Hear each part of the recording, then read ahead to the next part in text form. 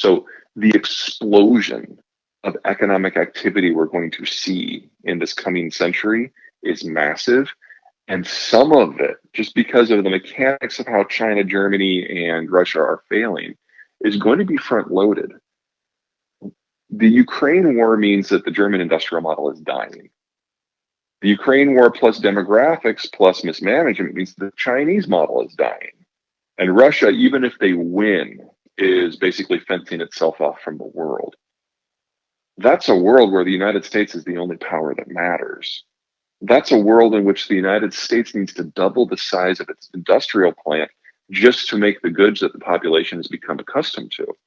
That will generate the fastest economic growth we have ever seen.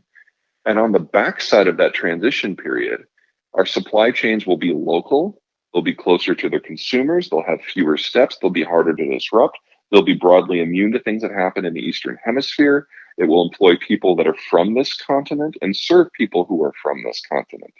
We finally get to where we would have been probably in 1950 if the world wars had not happened. And that is the start of an American century. Oh, well, one of the beautiful things about geography is it does not change very quickly.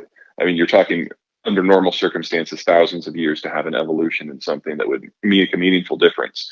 So history is just events playing off across the same geography, often in the same way, it's just in different eras with different personalities.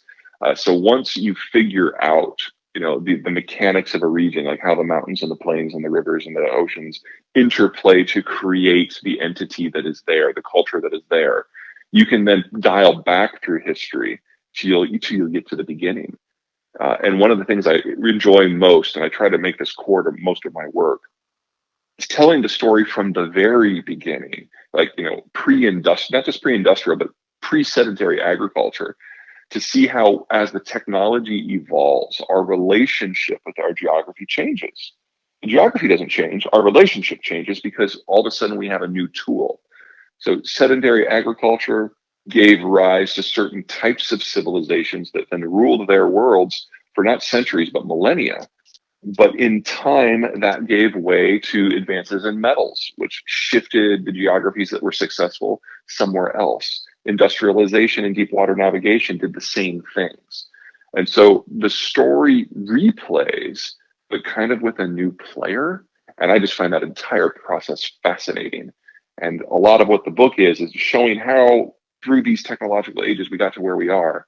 Globalization made a dramatic transformation, and deglobalization puts us back in a world where the interplay with technology and geography will once again determine much of the human condition.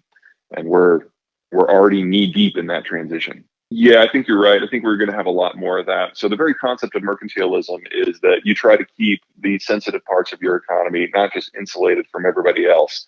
You deliberately overproduce and then product dump on captive markets, both to generate the income that you were after, as well as to destroy potential competition in the future. So, for example, in the early industrial age, the Brits had industrialized, the Germans had not. The Germans had the most productive guild manufacturing, but they hadn't industrialized. So the Brits would dump their surplus products, things like textiles, on the German market and basically cause a deflationary collapse within the local economy.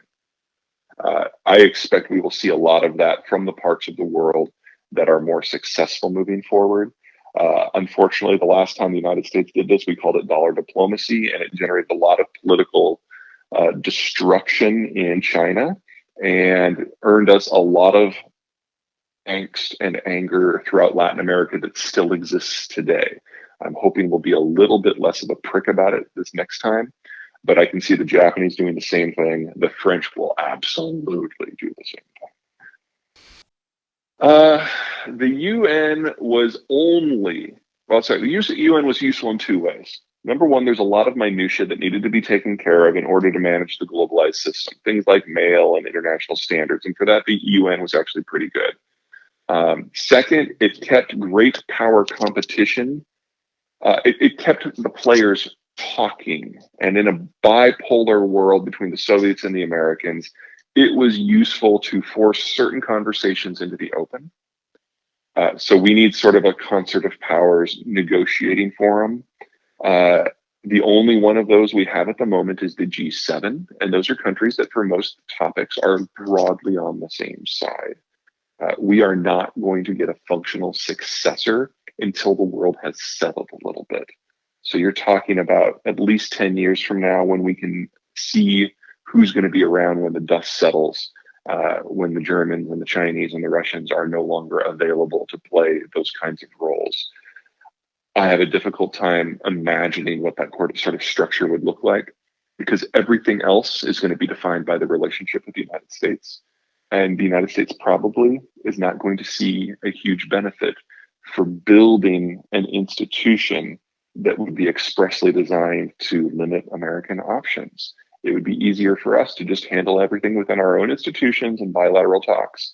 And I think that most of the countries that are going to partner with us, Australia, Japan, Mexico, and the United Kingdom at the top of the list, are going to see things more or less the same way. They have privileged access to Washington. They don't see the need to share that. At the risk of like freaking out Americans, there are a number of cultures where bugs are just part of the diet, and some of them are industrialized. Mm-hmm. Like the Koreans love grasshoppers. I've had them. I can't say that I enjoyed the experience. But I think we've all traveled enough to have food that kind of scratches the itch, or food that absolutely does not scratch the itch. Bug production is just animal protein by another name, and I would argue it's not any more environmentally friendly than most of our animal protein production. So I think, because I have not spent a lot of time thinking about bugs, that the argument is that because it uses a different input stream, that if we have a catastrophic failure in some other input stream, then we have a backup protein source. I don't think it's anything more sophisticated than that. And that's logical from my point of view.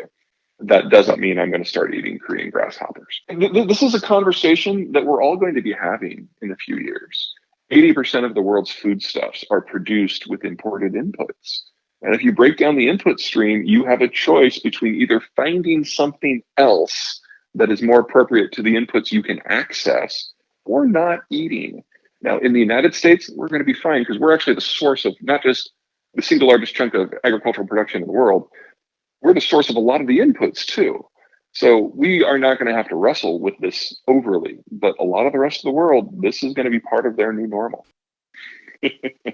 You guys, with your historical approach to things, and based on a lot of your questions, you might look like my third book, Disunited Nations, because whereas End of the World goes through all the economic sectors and how we shape our world the way we do and where it's taking us, Disunited Nations does that for 11 countries, 6 of which are the ones that we know are going to be the global leaders, but really aren't, and 5 of which are the ones that are going to rise to the top.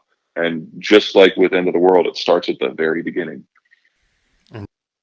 Well, in its defense, it was designed for that. It was designed to be a talk shop where no one got along, to encourage them to argue so that they don't argue on the battlefield. And in that, it has been moderately successful. Whereas the league did not. The difference between the interwar period and the Cold War period is that the United States decided to lead in the Cold War period, whereas with World War I, we stepped in, we helped finish the war, but then rather than build a structure that would prevent the factors that created the war from reasserting themselves, we left, which guaranteed that those factors reinserted themselves. Right. And we got ourselves in another war. Now, looking forward, us backing away from the world, in my opinion, is strategically unwise, because it will guarantee the creation of regional powers that will eventually challenge American interests. And we will have to do this all over again. But the people who believe my way, that engagement is the way you improve the human condition and ultimately guarantee American security, we have lost every presidential election 7 times in a row. And this last one, we didn't even have somebody